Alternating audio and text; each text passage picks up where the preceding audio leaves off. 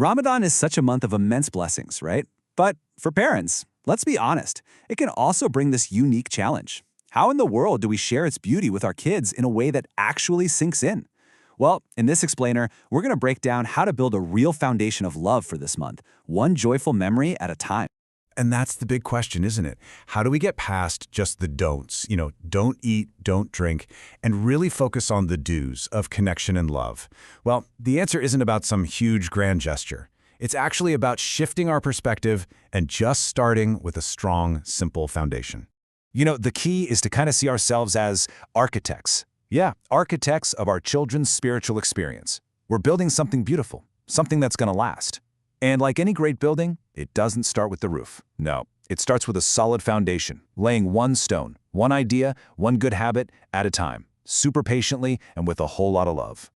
So, what is that first, absolutely crucial stone? It's the why.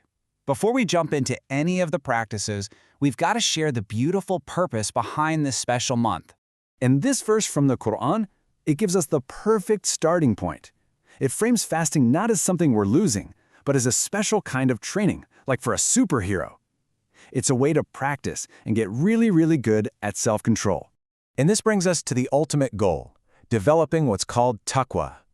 It's this beautiful concept that basically means self-control that comes from being aware of God.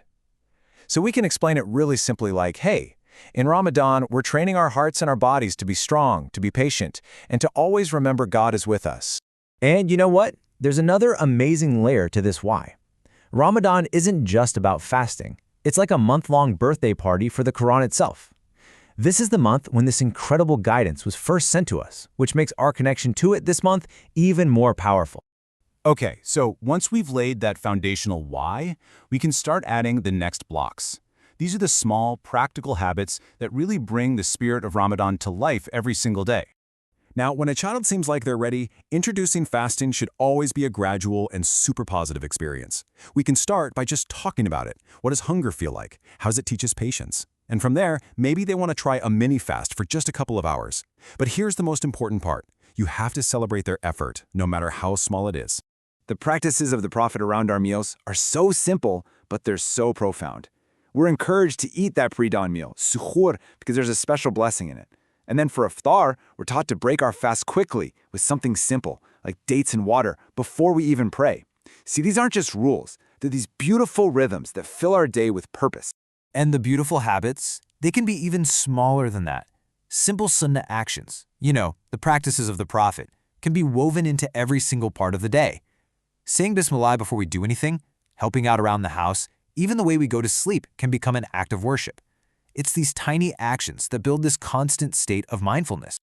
All right, with our daily habits clicking into place, it's time to add the beautiful decorations, those activities that really make the heart grow in generosity, in knowledge, and in love for the faith. Ramadan is the month of generosity, right? So we can make giving or sadaqah a fun, hands-on family project. So in week 1, you could research and pick a cause you all care about together. Then, you can take action by donating some outgrown toys or a little bit of their allowance. And the final step is so important. Just take a moment to talk about that amazing feeling, that joy you get from giving to others. This is also the perfect time to make learning about Islam feel like an adventure. You could dive into the incredible stories of the prophets, learn a short piece of the Quran together, or create this powerful family habit of making dua, supplication, right before you break your fast. The key is just to find resources that make it all feel like fun, not homework. And to tie all these amazing habits together, having a visual tracker can be incredibly powerful. A Ramadan calendar becomes way more than just a countdown to eat. It turns into a map of their achievements. Marking off good deeds, prayers, or little acts of kindness gives kids this real, tangible sense of accomplishment that keeps them going. Now we get to what is, honestly, probably the most important part, the very foundation that all these other habits are built on. It's the atmosphere you create in your home. A positive, joyful, and supportive environment is the glue that makes all the other efforts stick. We build this joyful foundation through shared experiences. Make iftar a little celebration every single evening, a protected time for the family to just gather and connect. And if you can, bring the kids to the mosque for Taraweeh, the special night prayers. That feeling of being part of something bigger, part of a community? Wow, that's unforgettable.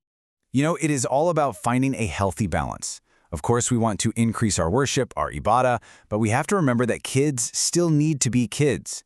The prophetic tradition teaches moderation. Pushing way too hard only leads to burnout, but a happy, rested child, they're going to engage with so much more joy. Here's one of the most effective strategies out there, a real game changer. Plan ahead. By taking care of all that stressful stuff like Eid shopping and complicated meal prep before the month even begins, you free up so much precious time and energy to focus on what actually matters, connecting with family and with God.